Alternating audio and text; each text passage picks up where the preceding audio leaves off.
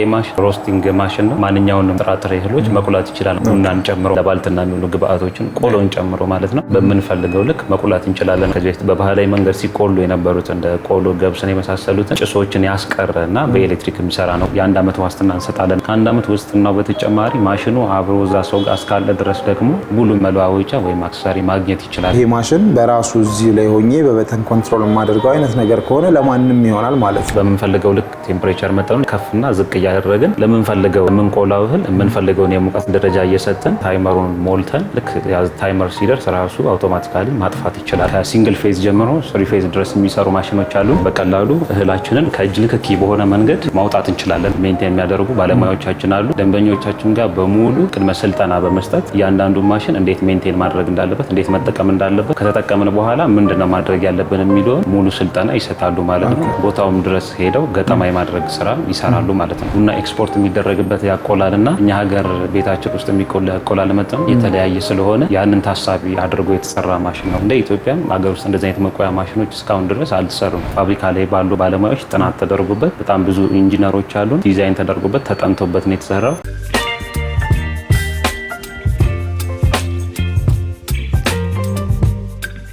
ሰላም ጤና ይስጥልን። የተወደዳችሁና የተከበራችሁ የትርታ ቢዝነስ ሪቪው ቤተሰቦች እንደምን ቆይታችኋል? ፈጣሪ ይመስገን እኛ በጣም ሰላም ነን። ትርታ ቢዝነስ ሪቪው እንደሚታወቀው የተለያዩ የቢዝነስ ሀሳቦችን፣ የገበያ ጥናትና ሌሎች ጠቃሚ መረጃዎችን ወደ እናንተ በማቅረብ ይታወቃል። እንግዲህ ለዛሬ ያዝንላችሁን ይህንን ማሽን ልንቃኝላችሁ ወደናል። እነዚህ ማሽኖች ዋጋቸው ስንት ነው?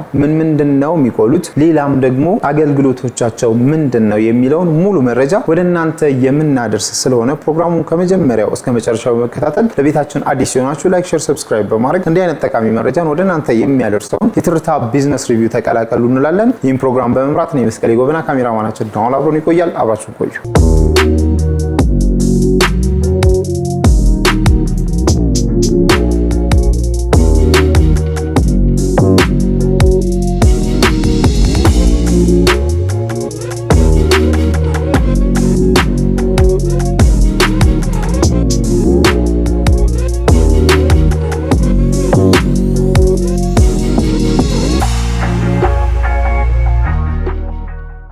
ሰላም ጤና ሰላም እንዴት ነህ? እንኳን ወደ ኢፓወር በሰላም መጣ። እንኳን ደህና ቆያችሁ። እንግዲህ ዛሬ ወደ እናንተ ጋር መተናል። እናንተ ጋር የመጣነው የተለያዩ ማሽነሪዎችን በአገር ልጅ በራስ እጅ እንደሚሰራ ሰምተን ነው። እስኪ ራስን ከማስተዋወቅ ጀምረህ ኤልያስ ፓወር ማን ነው የሚለውን ብትነግረን። እሺ መልካም። ስሜ ተስፋ ይባላል። የኢፓወር ትሬዲንግ ሴልስ ክፍል ነኝ። በጣም ጥሩ። እሺ ኢፓወር ማን ነው? በምንስ ነው የሚታወቀው? ኤልያስ ፓወር ከዚህ በፊት የተለያዩ ማሽነሪዎችን በመስራት ይታወቃል። የእርሻ መሳሪያዎችን በተጨማሪም እንደዚህ የትናንሽ ሳተላይት ዲሾችን በትንሽ በፊት የምናውቃቸው በጣም በትላልቅ ነበሩ። ከዛ በትናንሽ ደግሞ በኢትዮጵያ ውስጥ ብቸኛ አምራች ሆኖ የመጣ ድርጅት ነው ማለት ነው። በጣም ጥሩ። ስለዚህ በጣም ሰፊ የሆነ የማሽን አቅርቦት ያለው ትልቅ ድርጅት ነው፣ ሀገር በቀል ድርጅት። እውነት ነው። በጣም ደስ ይላል። እሺ እዚህ ጋር ማሽኖችን እያየው ነው። እነዚህ ማሽኖች ቅድም ራፍሊ ስናወራ የተለያዩ ግብአቶችን የሚቆላ ማሽን ነው የሚል ነገር ሰምቻለሁ። ለቤተሰቦቻችን በጣም ግልጽ ለማድረግ እንዲረዳ ይሄ ማሽን ምን አይነት ማሽን ነው? እሺ መልካም። ይሄ ማሽን ያው ሮስቲንግ ማሽን ነው። ያ ማለት ምንድነው? ማንኛውንም ጥራጥሬ እህሎች መቁላት ይችላል ማለት ነው፣ ቡናን ጨምሮ ማለት ነው። ምንድነው የኔ የሆነበት ራሱን የቻለ ቴምፕሬቸር አለው፣ ታይመር አለው። በምንፈልገው ለእያንዳንዱ እህል የምንሰጠው ቴምፕሬቸር አለ። በዛ መሰረት ለእያንዳንዱ ለባልትና የሚውሉ ግብአቶችን ቆሎን ጨምሮ ማለት ነው ቴምፕሬቸር አጀስት እያደረግን በምንፈልገው ልክ መቁላት እንችላለን ማለት ነው። ይሄ ማሽን በተጨማሪ ምንድነው ከዚህ በፊት በባህላዊ መንገድ ሲቆሉ የነበሩት እንደ ቆሎ፣ ገብስን የመሳሰሉትን ጭሶችን ያስቀረና በኤሌክትሪክ የሚሰራ ነው ማለት ነው። ኦኬ በጣም ጥሩ። እንግዲህ ማንኛውንም ጥራጥሬ ነው ያልከኝ? ምንም የሚቀረው ጥራጥሬ የለም? የሚቀረው ጥራጥሬ የለም ማለት ነው። ለምሳሌ እንደ ገብስ፣ ዱቤ፣ ሽምብራ የመሳሰሉትን እነዚህ ጥራጥሬ ለቆሎነት የምንጠቀማቸው እንዲሁም ለባልትና አገልግሎት የሚውሉ የሽሮ ዘሮችን በሙሉ መቁላት ይችላል ማለት ነው። ማንኛውንም ጥራጥሬ የሚቆላ ማሽን ነው ማለት ነው። እንደዚህ ለቆሎነት የሚውሉ የትኛው ጥራጥሬ እህሎችን በሙሉ መቁላት ይችላል ማለት ነው። ከዛ በተጨማሪ ምንድነው እንደ ዝንጅብል ማድረቂያነት መጠቀም እንችላለን ማለት ነው። ራሱን የቻለ ቴምፕሬቸር ስላለው ቴምፕሬቸሩን ዝቅ በማድረግ እንደ ማድረቂያነትም መጠቀም እንችላለን ማለት ነው።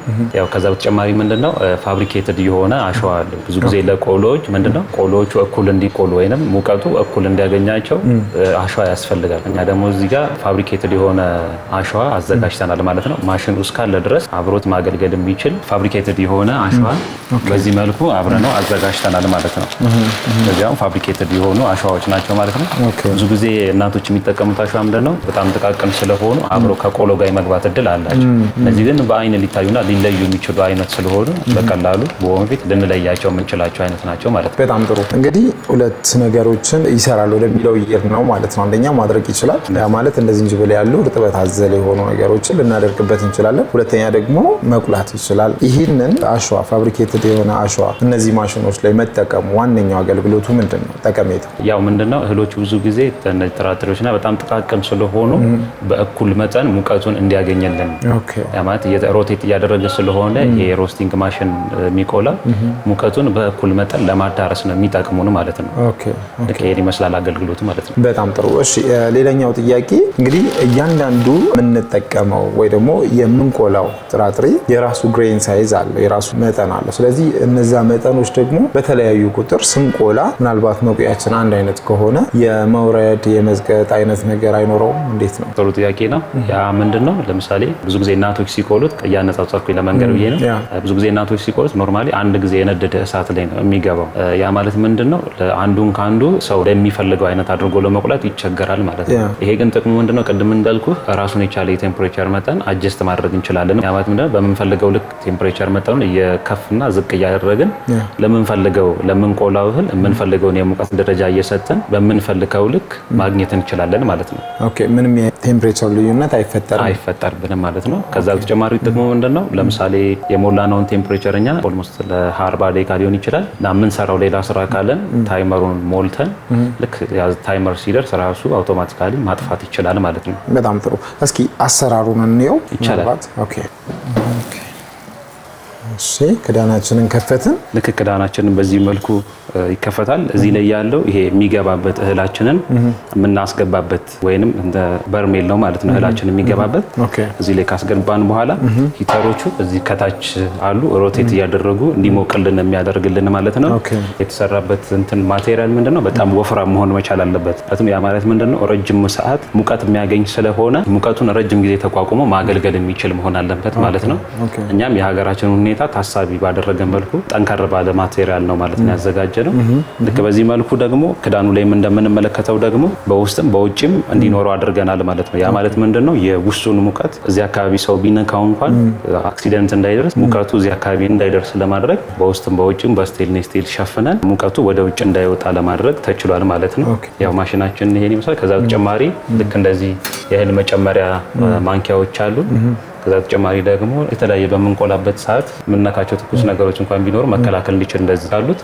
ከዛ በተጨማሪ እንደዚህ ወንፊቶች አሉት እህሎቻችንን መገልበጥ የሚያስችለን ማለት ነው።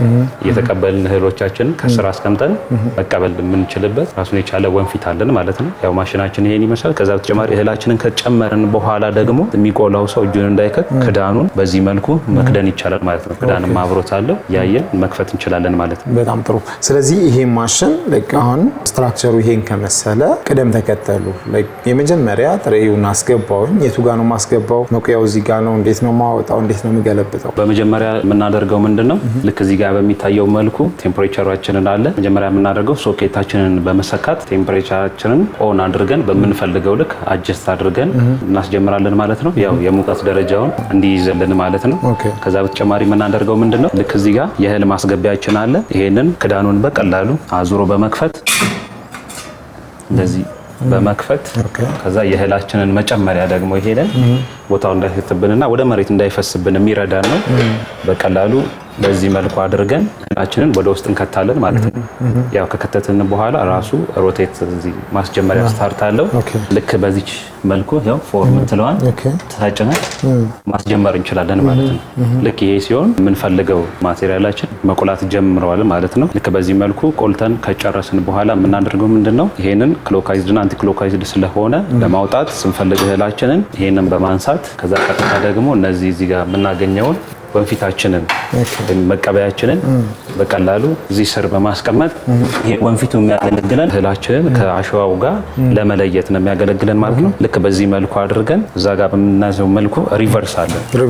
ሪቨርስ ስላላት እሷን ተጭነን በቀላሉ እህላችንን ከእጅ ልክኪ በሆነ መንገድ ማውጣት እንችላለን ማለት ነው። ኦኬ ሶ ሪቨርስ ስናደርገው ይደፋዋል፣ ራሱ አዙሮ ይመልሰዋል ማለት ነው። ይደፋዋል ወደ ውጪ ማለት ነው። ኦኬ ምንም የምንገለብጠው የምንጎትተው የምንጠቀመው ምንም አይነት ጉልበት የለም፣ ምንም አይነት የለም ማለት ነው። በቀላሉ ማንኛውም ሰው በቤት ውስጥ ቆጣሪ ስለሚሰራ በቀላሉ መጠቀም ይችላል ማለት ነው። ስለዚህ የእድሜ ገደብ አሁን ይህን ጥያቄ ስጠይቅ አንዳንድ ማሽኖችን አንስቶ ለማንቀሳቀስ እየሰራን ያለንበትን ነገር ለማውጣት መጎተት ምናምን ይኖራልና እነዛ ነገሮች ደግሞ አቅም ይጠይቃሉ። ትልልቅ ሰዎች እናቶች በቤት ውስጥ ሆነው እንዲህ አይነት ማሽን ይዘው እንኳን የተለያዩ ቅመማ ቅመም ሊሆን ይችላል የባልትና ውጤቶችን ሊሆን ይችላል ለመቁላት ይቸገራሉ። ይሄ ማሽን በራሱ እዚህ ላይ ሆኜ በበተን ኮንትሮል የማደርገው አይነት ነገር ከሆነ ለማንም ይሆናል ማለት ነው። ለማንም ይሆናል። ያው ከዛ በተጨማሪ ምንድነው ማንኛውም ሰው በቀላሉ ከቦታ ቦታ ጎማ የተገጠመለት ስለሆነ በቀላሉ ከቦታ ቦታ ማንቀሳቀስ ይችላል ማለት ነው። በጣም ጥሩ። እሺ ሌላኛው ጥያቄ ምንድነው እዚህ ጋር እንደማየው ስታርት አለኝ፣ ኦፍ አለኝ፣ then ፎር እና ሪቨርስ አለ። እዚህ ጋር ደግሞ ኦፍ አለ። እያንዳንዱ ግብአት የራሱ የሚበስልበት የሙቀት መጠን አለ። እንዴት ነው አጀስት የማደርገው? በምን ያህል ደቂቃ ነው የገባው ግብአት የሚወጣው? ያው ቅድም እንዳልኩ ለእያንዳንዱ እህል ለቃን እንደተጠቀስከው የተለያየ መጠን ስላላቸው እንደየሰው ፍላጎት ነው የሚወሰነው። ያ ግን ምንድነው የኛ ባለሙያዎቻችን አሉ። ይሄን ማሽን ሲወስዱ ራሳችን ፋብሪካ ላይ ሜንቴን የሚያደርጉ ባለሙያዎቻችን አሉ። ደንበኞቻችን ጋር በሙሉ ቅድመ ሁኔታ በማስቀመጥ ማለትም ቅድመ ስልጠና በመስጠት እያንዳንዱ ማሽን እንዴት ሜንቴን ማድረግ እንዳለበት፣ እንዴት መጠቀም እንዳለበት ከተጠቀምን በኋላ ምንድነው ማድረግ ያለብን የሚለውን ሙሉ ስልጠና ይሰጣሉ ማለት ነው። ቦታውም ድረስ አስፈላጊ ከሆነ ቦታውም ድረስ ሄደው ገጠማ የማድረግ ስራ ይሰራሉ ማለት ነው። ኦኬ በጣም ጥሩ። ሰው እንዴት ነው ለምሳሌ አሁን ቡና በስሏል ቆሎ ብለን ወይ ደግሞ እንደ ገብስ እንደ ስንዴ ያሉትን ደግሞ በስሏል ብለን የምናውቀው በዚህ ማሽን ስንጠቀም መብሰሉን የምናየው ልክ በዚህ መልኩ እንዳሳየው ቅድም ክዳኖቹ ክፍት ስለሆኑ በቀላሉ ክዳኖቹ ላይ ማለት ውስጥ ሮቴት እያደረገ ማየት ስለምንችል በቀላሉ አይተን ማውጣት እንችላለን ማለት ነው። ያ ማለት ምንድነው ለእያንዳንዱ እህል የምንሰጠው የቴምፕሬቸር መጠን ያው እንደየሰው ፍላጎት የተለያየ ስለሆነ ማለት ነው። ስለዚህ በቀላሉ ማንኛውም ሰው አይቶ በቀላሉ ማሽኑን ማስቆምም መገልበጥም ይችላል ማለት ነው። ኦኬ ስለዚህ የመጀመሪያው በእይታችን ቴምፕሬቸር ግን እንሞላለን የምንፈልገው ድረስ እስከ 400 ድረስ በምንፈልገው ልክ መሙላት እንችላለን ማለት ነው። ያንን ቴምፕሬቸር እዚህ ጋር ሞልተን እዚሁ ጋር አጀስት ማድረግ እንችላለን ማለት ነው። እዛ ቴምፕሬቸር ላይ ሲደርስ ማሽኑ በራሱ ነው የሚዘጋው ወይስ ምንድነው ያ ቴምፕሬቸሩን ከሞላን በኋላ የሙቀት ደረጃውን አግኝተን ሮቴት እንዲያደርግ ስታርት እንለዋለን። ከዛ መቆላት ይጀምራል ማለት ነው። ልክኛ ማቆም ስንፈልግ ራሱ እዛው ላይ ማስቆሚያ ያለው መሀል ላይ ያለችው ወይም በቀይ ምልክት ያለችዋን እሷን በማድረግ ማስቆም እንችላለን ማለት ነው። ታይመርም አለው። ታይመሩንም አጀስት አድርገን ለምንፈልገው አንድን ግብአት ለምን ያክል ደቂቃ እንዲቆላልን እንፈልጋለን የሚለውን ያንን አጀስት ካደረግን በኋላ ያንን ታይመር ሞልተልን ልክ እዛ ታይመር ላይ ሲደርስ ራሱ አውቶማቲካሊ ያጠፋል ማለት ነው። በጣም ጥሩ። ስለዚህ ሲጀመር አንድ ማሽን ስትጠቀም እየተራመድከው ትሄዳለና ቡና በምን ያህል ደቂቃ ውስጥ በዚህ ማሽን ሊቆላ ይችላል፣ ገብሱስ በስንት ደቂቃ የሚለውን መለየት ስለሚቻል ይሄ ያቀለዋል ብዬ አስባለሁ የሚገለገልበትን ሰው። አዎ በሚገባ ያ ምንድነው ያው የቡና ኤክስፖርት የሚደረግበት ያቆላልና እኛ ሀገር ቤታችን ውስጥ የሚቆላ ያቆላል መጠን የተለያየ ስለሆነ ያንን ታሳቢ አድርጎ የተሰራ ማሽን ነው ማለት ነው። በጣም ጥሩ። እሺ እንግዲህ ይሄ ማሽን የኛ ሀገር ማሽን አንጻራዊ የወሰዳችሁት ማነጻጸሪያ አድርጋችሁ ወይ ደግሞ የእናንተ ቤንችማርክ አድርጋችሁ የያዛችሁት ያያችሁት ማሽን አለ ከዚህ ጋር ቢወዳደር ወይ የእናንተ ሌቭል እንስጣው ቢባል የዚህን ያህል ኳሊቲ ያለው ብለን የምንለው ነገር አለ? ኖርማሊ አገር ውስጥ እንደዚህ አይነት የመቆያ ማሽን ሲሰራ ለፋብሪካ መጀመሪያችን ነው። እንደ ኢትዮጵያም አገር ውስጥ እንደዚህ አይነት መቆያ ማሽኖች እስካሁን ድረስ አልተሰሩም። ብዙ ጊዜ የቡና መቆያ ማሽኖችም ከውጭ ነው ኢምፖርት የሚደረጉት። እኛ ደግሞ ያንን ታሳቢ ያደረገ የውጭ ምንዛሬ እንዳገኘ ከመቀነስ አንጻር ያንን ታሳቢ ያደረገ በቀላል ማቴሪያል ብዙም ወጪ በማይፈጅ በዚህ መልኩ ለመስራት አስበን ነው ማለት ነው። ስለዚህ የእናንተ ሪፈረንስ ኢምፖርት የሚደረገው ስታንዳርድ ነው ማለት ነው። ኦኬ ምናልባት ያው ስናነጻጽር ይሄ ማሽን በዚህ የዚህን ያህል ጥሩ ነው፣ ያ ደግሞ በዚህ የዚህን ያህል ጥሩ ነው የምንለው ነገር ይኖራል በማነጻጸር። ይሄንን ማሽን ስታነጻጽር ይሄ ማሽን ከሌሎቹ በጣም የተሻለበት ኳሊቲው ምንድን ነው? ያው ምንድነው ከኢምፖርት የሚደረጉት ማሽኖች ብዙ ጊዜ መቆያ ማሽኖች ተብለው የሚመጡት ለቡና ፐርፐዝ ብቻ ተብለው የሚሰሩ ናቸው። እኛ ደግሞ ከሀገራችን በማህበራዊ አንጻር ለሁሉም የባልትና አገልግሎት ውጤቶች የሚውሉ ለሁሉም አገልግሎቶች ፈለውም ማለትም ለሁሉም አገልግሎቶች ፐርፐዝ መዋል እንዲችል አድርገን ይሰራሉ። ከዋጋም አንጻር ስናይ በጣም ከፍተኛ ዋጋና ከፍተኛ የሆነ የውጭ ምንዛሪ የሚጠይቅ ነው። ይሄ ግን በሀገር ልጅ በቀላሉ ተመርቶ ሀገር ውስጥ መገልገል የምንችልበት ነው ማለት ይቻላል ማለት ነው። በጣም ጥሩ። እንግዲህ ቅድም የጠየቅኩህ አንዱ ጥያቄ ነበር የሳይዝ ልዩነቱ ማተር አያደርግም፣ ተረድቻለሁ። ምናልባት የተለያዩ ግብአቶችን በምንቆላበት ጊዜ ቴስት የመቀየር ነገር ሊፈጠር ይችላል ብዬ አሰብኩኝ። ቡና በቆላህበት ምጣድ ቆሎ ስትቆላ የቡናውን ቃና ቆሎ ላይ ልታገኘው ትችላለህ። ገብስ በቆላህበት አምጥተህ ቡናውን ስትቆላ እንደዛው እና ይሄ ማሽን እንደዛ አይነት ባህሪዎችን በምንድነው ኮንትሮል የሚያደርገው? ቅድም እንዳልኩህ እኛ አሁን እንትን ያደረግነው የሰራነው ይሄ ማሽን ለሀገር ውስጥ አገልግሎት መዋል የሚችል ነው። ብዙ ጊዜ ለቡና ኤክስፖርተሮች ሲሆኑ ራሳቸውን ይቻሉ ለቡና ኤክስፖርት ለቡና ብቻ የሚውላል የቡናውን ቴስት ወደ ሌላ የእህል ቃና እንዳይወስደው በስቴንሌስ ስቲል የውስጡ እንትን ክፍሉ ይሰራል ማለት። እነዚህ የባልትና ውጤቶች ደግሞ ራሳቸውን በቻሉ ማቴሪያሎች ናቸው የሚሰሩት። ያ ማለት ምንድነው ስቴንሌስ ስቲል ጥቅሙ የአንድን የያዘውን እህል እንትን ሳይለቅ ተመሳሳይ የሆነ ያንኑ የምንቆላበት ከሆነ ቴስቱን እንዳይለቅ ይረዳዋል ማለት ነው። ለቡና ሲሆን ራሱን የቻለ ፐርፐዝ አለው፣ ለኤክስፖርት ሲሆን ማለት ነው። ያ ኖርማሊ ግን አገር ውስጥ የምንቆላቸው ቡናዎች ሲሆኑ ግን ያን ያክል ማተር አያደርግም ማለት ነው። ብዙ እንትን አያስቸግርም። ሲቀጥል ደግሞ ያው ማሟሸትም የሚባል ነገር አለ አይደል? እንደዛ ነገር እናቶች ያስተማሩ ቅድም እንዳልከው ማላመድ ይቻላል። አይ ቲንክ አይደል? ማሽኑ የዛን ቃና እንዲይዝ አድርጎ አንድ ዙር ሲያሟሹት ቀጥሎ ደግሞ ሲገባ ኖርማል እየሆነ የሚሄድ ነገርም ይኖራል። እሺ በጣም ጥሩ። ምናልባት እንግዲህ በልዩነት ያነሳናቸው በጣም ቤስት ብለን የምንይዛቸው ነጥቦች አሉ። አሁን ያነሳው ሁሉንም ነገር በአንድ ቦታ ላይ መስራት መቻሉ ትልቅ ኳሊቲ ነው። ግን እኚህ መልቲ ፐርፐዝ የሆኑ ማሽኖች ሲሰሩ ብዙ ጊዜ ዲዩራቢሊቲያቸው ወይ ደግሞ እድሜያቸው ላይ ጥያቄ ይነሳል። ያፈጻጸም ችግር አለባቸው ይባላል እና እዚህ ማሽን ላይ እሱን ጥናት አድርጋችኋል? ጥሩ ጥያቄ ነው። በሚገባ አድርገን ነው ያው እንደ ፋብሪካ በጣም ብዙ ጥናቶችን አድርገን ነው ወደዚህ የገባ ነው። ያ ማለት ምንድነው እያንዳንዱ ማሽን በባለሙያዎች ፋብሪካ ላይ ባሉ ባለሙያዎች ጥናት ተደርጎበት በጣም ብዙ ኢንጂነሮች አሉን ዲዛይን ተደርጎበት ተጠንቶበት ነው የተሰራው። ኦልሞስት ከተሰራ በኋላ እንኳን ቀጥታ ለገበያ አናውለው። ያ ማለት ምንድነው ፋብሪካችን ላይ ራሳቸውን የቻሉ ለእያንዳንዱ ማሽኖች ራሳቸውን የቻሉ ባለሙያዎች አሉ። እነዚህ ማሽኖች በነዛ ባለሙያዎች ቴስት ተደርጎ እና ታይቶ ተሞክሮባቸው ጭምር ወደ ገበያ የምናወጣቸው ማለት ነው። እንደተመረተ ቀጥታ ወደ ገበያ አናወጣቸውም። እያንዳንዱ ማሽን ከተሞከረ በኋላ ነው ማለት ነው ወደ ገበያ የምናወጣው። ይሄን ይመስላል። በጣም ጥሩ፣ በጣም ደስ ይላል። እሺ እንግዲህ ሌላኛው ጥያቄ ሊሆን የሚችለው ማሽን ከማሽን ሲለይ የኃይል አቅርቦቱ ነው እና የኃይል አቅርቦት ደግሞ በስሪ ፌዝ ኦር በሲንግል ፌዝ ነው ሊሆን የሚችለው። ይሄ ማሽን በመጀመሪያ ደረጃ በምን አይነት የኃይል አቅርቦት ነው የሚሰራው? ይሄኛው ጥሩ ጥያቄ ነው።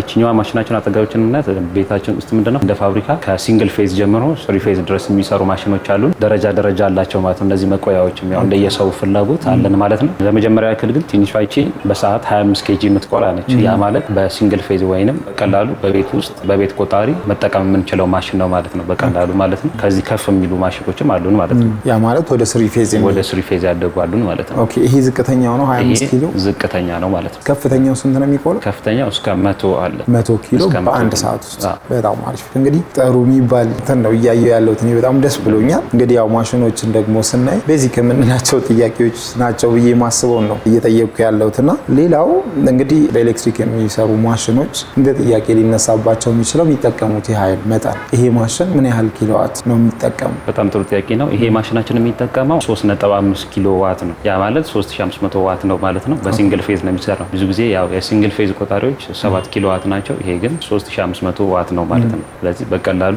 በዚህ መልኩ መጠቀም እንችላለን ማለት ነው። ኦኬ 3500 ዋት። ስለዚህ በ3500 ዋት በሲንግል ፌዝ 25 ኪሎ ግራም በአንድ ሰዓት ውስጥ መጠቀም እንችላለን ማለት ነው። ይሄ ማለት ምንድነው ከቤታችን ውስጥ ካለው ከእንጀራ ምጣድ ጋር ተመሳሳይ ነው ማለት ነው።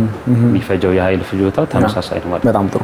እሺ እንግዲህ ሌላው ነገር የቦታ ጉዳይ ነው። ያው ቦታ ቢዝነስን ስንሰራ ቦታ አንዱ ነውና ሳይዙን ከዚህ ባነሰ መልኩ ምናልባት መስራት ቢፈለግ ከዚህ ደግሞ ትልቅ ቦታ ያላቸውን እንዳልከኝ ያው ኪሎውን እየጨመርን መሄድ እንችላለን። ዝቅተኛ ከዚህ ማሳነስ የምንችልበት ሁኔታ የዲዛይን ኮንሲደሬሽን ኖሮ ሞዲፋይ ተደርጎ ቦታውን ከዚህ መቀነስ የሚቻል ፍሌክሲብል ማድረግ የሚቻልበት ሁኔታ ይኖራል ወይ አለ? ያው እነሱ ላይ አሁን ምንድነው ጥናት የተደረገበት ነው ያለው እንደ ፋብሪካ አንዳንድ ማሻሻያዎችን ለማድረግ ከዛ ተጨማሪ ግን እንደየሰው ፍላጎት ከፍ የማድረግ ግን ማንኛውም ሰው ይመጣ ከዚህ ከፍ ባለ ሳይዝ ቢፈልግ መጥቶ በሚፈልገው ልክ ኦርደር አድርጎ ማሰራት ይችላል ማለት ነው። በጣም ጥሩ። የከፍተኛው ችግር የለም ማለት ነው። በጣም ጥሩ። እኔ እነዚህን ጥያቄዎች ልጠይቅ ችያለሁ። ምናልባት ሌላኛው ጥያቄ የትኛውም የምግብ ማቀናበሪያ የምንላቸው ማሽኖች ምግብ እንደመሆናቸው ማሽኖቹም ስቴንለስ መሆን አለባቸው እና ይህንም እያየ ያለው ስቴንለስ ማሽን ነው ኢቭን ውጭው ጭምር ማለት ነው። አንዳንድ ማሽኖች ላይ ውጭውን ብረት አድርገው ውስጧን ብቻ ስቴንለስ የሚያደርጉበት ሁኔታ አለና እዚህ ማሽን ላይ ሙሉን ስቴንለስ ያደረጋችሁበት ምክንያት ምንድን ነው? ቅድም ለመጥቀስ እንደሞከርከው ከምግብ ነክ ጋር የሆኑ እንዳለ ሙሉ እንትኖች ስቴንለስ ስቲል መሆን አለባቸው ብለን እናስባለን። ያው እንደ ኢትዮጵያ እንትንም እንደዛ መሆን አለበት ብለን እናስባለን። እኛ የተጠቀምነው ሙሉን በስቴንለስ ስቲል ነው ማለት ነው። በውስጥም በውጭም በኩል ሙሉ ስቴንለስ ስቲል እንዲሆን አድርገን የሰራነው። ያ ማለት አይዝግም፣ አይበላሽም፣ እርጥበት ቢነካውም ከለሩን አይለውጥም፣ ዝገትም አያገኘውም ማለት ነው። ትልቁ ጥቅሙ ይህ ነው ማለት ነው። ኦኬ፣ በጣም ጥሩ። ቅድም እንዳልኩ ስቴንለስ ሳያደርጉ አልሙኒየም ሊሆን ይችላል ሌሎች ብረቶችን በመጠቀም የዋጋ ቅነሳ ለማድረግ ማሽኖችን ሲሰሩ እናያለን። እኔም ኤክስፒሪየንስ ያደረግኩት ነገር ስላለ ያየዋቸው ማሽኖች በጣም ብዙ ማሽኖች ስላሉና እስኪ አንተ እንደ ባለሙያ ስቴንለስ ሳይሆን ሌሎች ብረቶችን መጠቀም ምን አይነት ጉዳት ይኖረዋል? ያው ምንድነው ብዙ ጊዜ ብረቶች ሲሆኑ ብዙ ጊዜ ረጅም ሰዓት ሙቀት ነው የሚያገኙት። ያ ማለት ምንድነው ረጅም ጊዜ በሰራንበት ቁጥር አንድ ማሽን ያው በውስጥ ያሉት የብረት ክፍሎች አንዳንድ ማናያቸው ጥቃቅን የሆኑ የብረት ክፍሎች አብረው ከእህሎቹ ጋር ሊደባለቁ ይችላሉ ማለት ነው፣ በከፍተኛ ሙቀት አማካኝነት ማለት ነው። ያ ማለት ምንድነው ከእህሎቻችን ጋር ከገቡ በኋላ የዛጉ ሊሆኑ ይችላሉ፣ በጣም መጥፎ የሆነ ኬሚካል ላይ የሚሉ ሊሆኑ ይችላሉ። እነዛ ገብተው በሰው ልጅ ላይ ከፍተኛ የሆነ የጤና ጉዳት ሊያስከትል ይችላል ማለት ነው። ስለዚህ ኖርማሊ ያንን መጠቀም በጣም ከባድ ነው ማለት ነው። ከጤናማ አንኳያ በጣም ከባድ ሪስክ ያለው ነው ማለት ነው። ስቴንለስ ልክ በምታየው መልኩ በቀላሉ እርጥበትም ሙቀትም ቢያገኘው በቀላሉ መጸዳት የሚችል በቀላሉ ሜንቴን መደረግ የሚችል ነው ማለት ነው። ምንም አይነት ሌላ ወይም ባዕድ ነገር አብሮት የሌለው ንጹህ የሆነ ነው ማለት ነው። ልክ ይሄን ይመስላል ማለት ነው። በጣም ጥሩ። እነዚህን ማሽኖችም ሆነ ሌሎች ማሽኖችን አንድ ሰው ሲገዛ የራሱን ያወጣውን ገንዘብ ሴፍ እንደሆነ ለማሰብ ዋስትና ይጠይቃል። ስለዚህ እናንተ ጋር የሚሸጡ ማሽኖች ምን አይነት ዋስትና አላቸው? ምንስ አይነት ዋስትና ነው የሚሰጥበት? ምንድነው እኛ የምንሰጠው ዋስትና ለማሽኑ ሙሉ ዋስትና ነው የምንሰጠው። ምክንያቱም ያ ማለት ምንድነው ኤሌክትሪካል ክፍሎች አሉት እነዚህ ያሉት ለእያንዳንዱ ማሽኖቻችን የ1 ዓመት ዋስትና እንሰጣቸዋለን። ያ ማለት ምንድነው ቅድም እንዳልኩ ከፋብሪካ እያንዳንዱ ማሽኖቻችን ተሞክረው ነው የሚወጡት ቴስት ተደርገው በባለሙያ። ከዛ በተጨማሪ ግን ምናልባት ከወጡ በኋላ የሚያጋጥማቸው ነገር ካለ በሚል የ1 ዓመት ዋስትና እንሰጣለን ማለት ነው። ከ1 ዓመት ዋስትናው በተጨማሪ ማሽኑ አብሮ እዛ ሰው ጋር እስካለ ድረስ ደግሞ ሙሉ መለዋወጫ ወይም አክሰሰሪ ማግኘት ይችላል ማለት ነው። ኦኬ።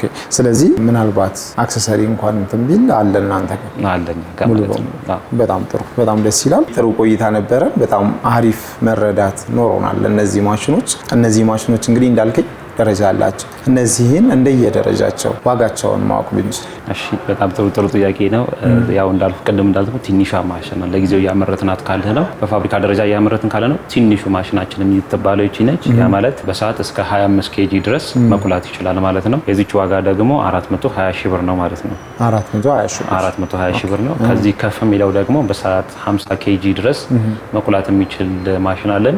መካከለኛ የሚባለው ሳይዝ ማለት ነው። የእሱ ዋጋ ደግሞ ወደ 520 ሺህ ብር ማለት ነው። 520 ሺህ ብር ማለት ነው። ከዛ ከፍ የሚለው ደግሞ አለ።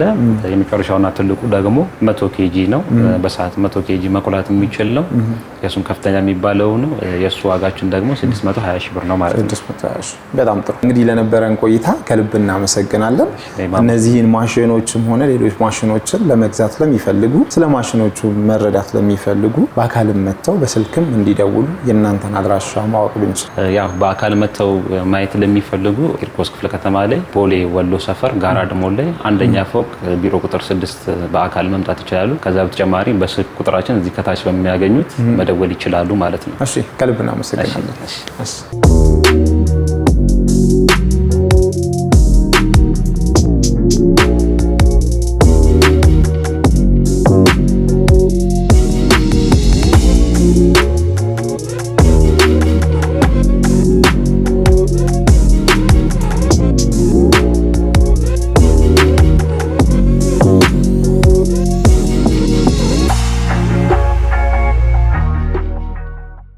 እንግዲህ የተወደዳችሁና የተከበራችሁ የትርታ ቢዝነስ ሪቪው ቤተሰቦቻችን ባያችሁት መልኩ የተለያዩ ጥራጥሬዎችን የሚቆላ እናም ደግሞ እንደ ዝንጅብል ያሉ ግብአቶችን የሚያደርቅ ይህንን ማሽን ልንቃኝላችሁ ይችላል።